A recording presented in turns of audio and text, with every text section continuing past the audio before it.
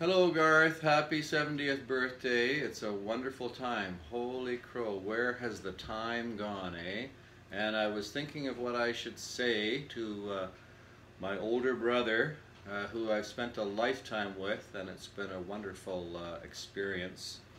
As Mom said, before I was born and you were a little boy, she said you had such a mechanical inclination that you were taking apart the toilet seats and the toilets in the house, and she was really worried about your having a younger brother who would be much the same and would be following in your footsteps. Well, at least when I was a little baby, apparently I was different and I wasn't quite as energetic, so gave Mom a bit of a break. But then once I found my footing, then we had lots of fun times together. I do apologize for sort of cutting your babyhood somewhat short, but I think it's all worked out for the best in the end.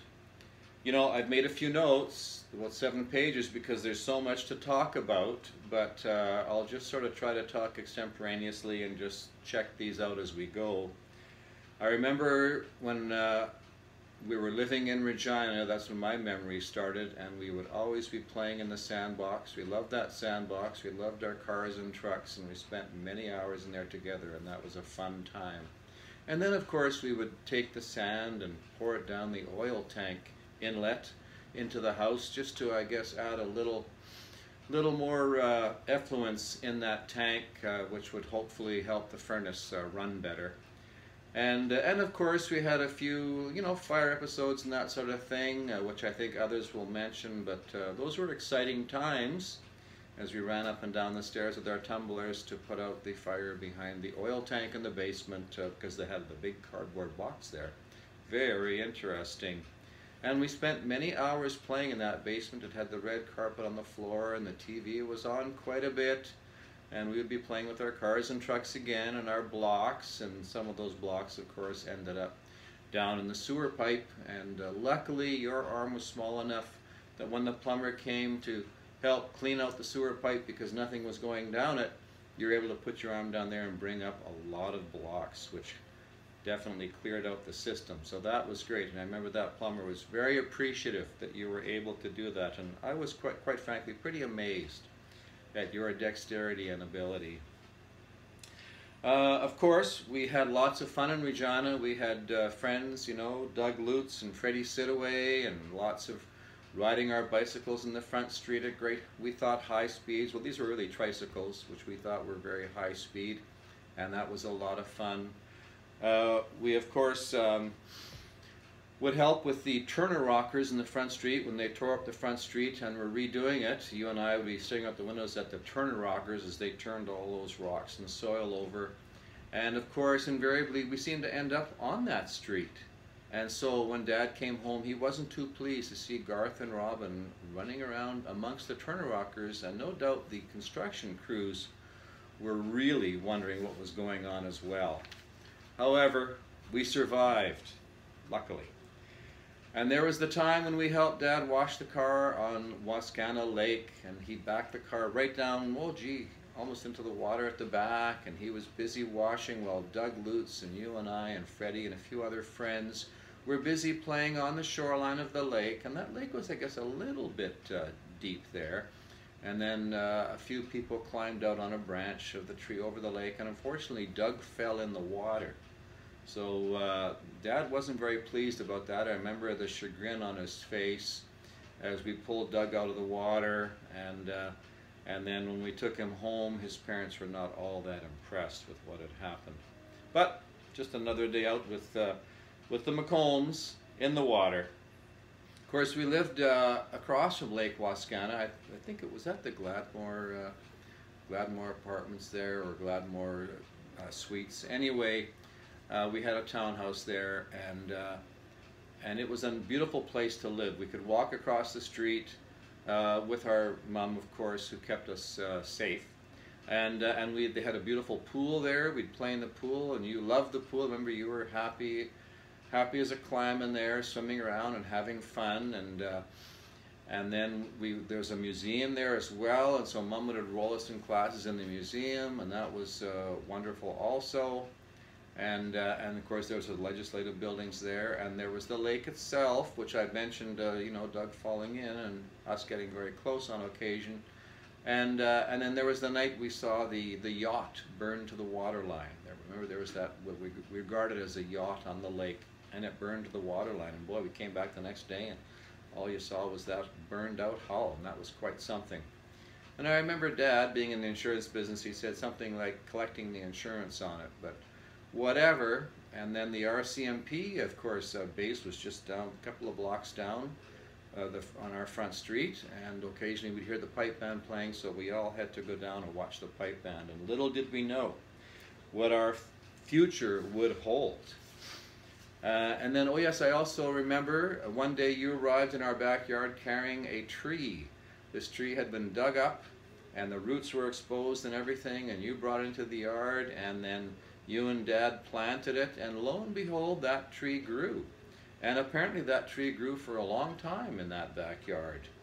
And so I thought that was amazing, because here you are bringing back life again to this tree, which definitely appeared to be dead. And we also had lots of other fun times. I don't know if you recall when we made a plane. And somehow we seemed to convince ourselves, with our friends pulling it, maybe it had some wheels in the bottom, that we actually got that plane to fly.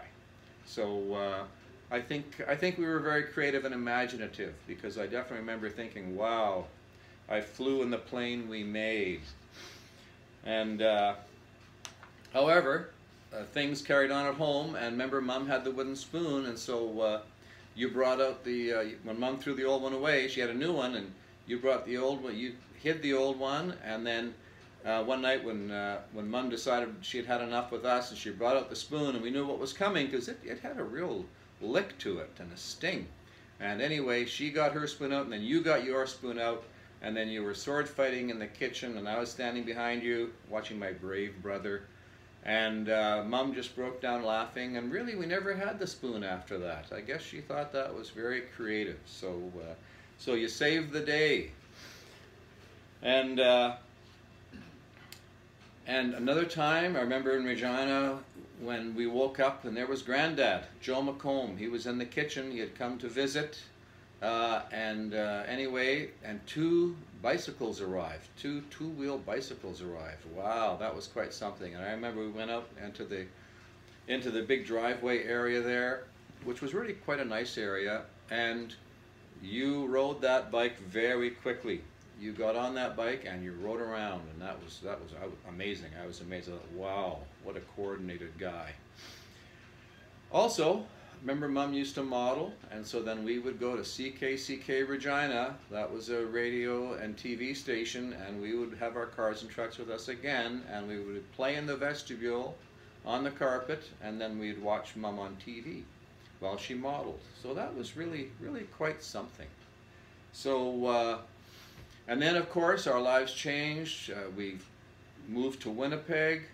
I was still in kindergarten, and I guess you were just finishing grade 1, and apparently you just played on the playground, because you kind of knew all the work the grade 1s did, and I could read. We learned reading in Regina in kindergarten. We had the Big Dick and Jane book, and it was wonderful.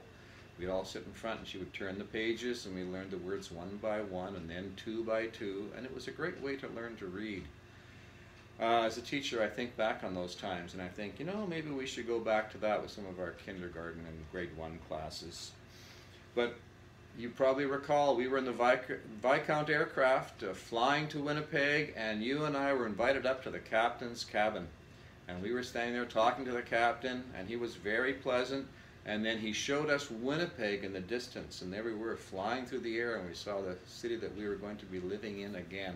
Because, of course, we had both been born in Winnipeg, and you had had time there. You used to go shopping at the local Safeway on Broadway during the course of the day, and you'd be bringing back your bananas and your wagon and that, and leading the cars down Broadway. And of course, Dad had to come and get you.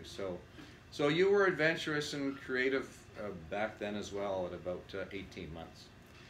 So apparently, Mom used to have to put you in one of those harnesses in the backyard to try to keep you, because we were near the river too, and to try to keep you in the yard. But occasionally it seems you got out of that harness, but luckily you headed towards Safeway on Broadway and not the river. Okay, well, of course, in Winnipeg we met our friends, Donald Richardson, Alec Young, Gordy Pickin, and Bobby Morrison, among others. And we had good times with them, and I remember we had lots of fun times. We helped the stores control their inventories and that sort of thing, and lots of learning experiences went on there. Also, remember my 10th and your 11th birthday, we had the best Christmas ever. We got brand new two-wheel bikes, red gliders, and I also got a train, and you got some of your favorite toys as well. So I think we talked about that not too long ago, about being one of our favorite Christmases. So those memories, they go on and on.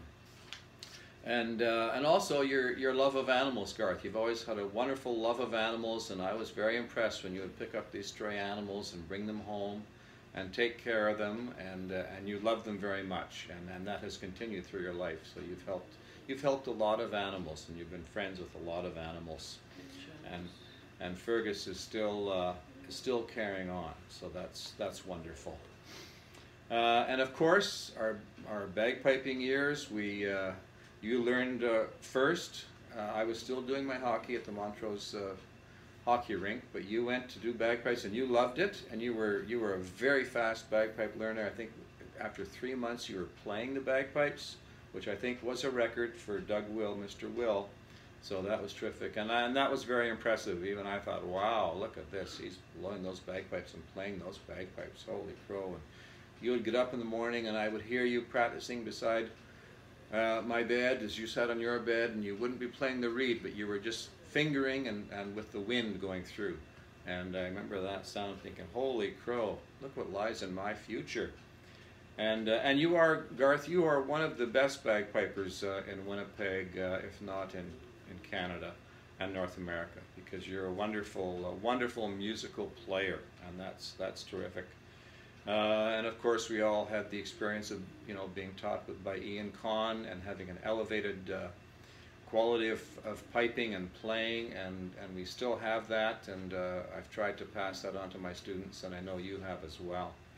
And your patience with Maya was wonderful also. That was just terrific. And oh, and the cars. I can't forget the cars, right? Yes, well, that was another wonderful adventure.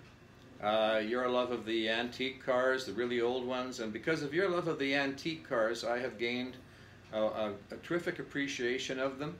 And you're talking about Henry Ford caused me to read a few books about Henry Ford, and what a dynamo he was, and the fact that he gave the whole world the ability to drive cars. And that was a wonderful gift, and because of your interest and enjoyment in that, I took an interest in those old cars as well, and of course walking around your farm.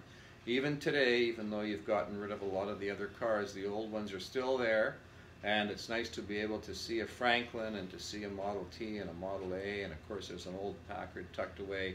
So it's been wonderful. And of course that has helped my love of old cars as well. As you know, I really like the Cadillacs, but I like many cars as well.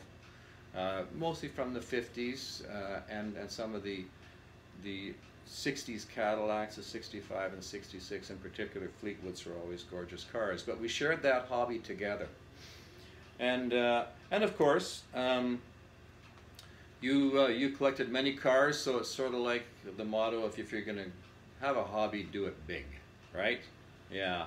And of course, there was the time when you were applying for the police department and you worked at Manitoba Pool, and you needed an assistant to come in to work the grain elevator that day, and you asked me if I would do it, and I agreed, and I thought it was a little unusual that I'm going in to do my brother's job.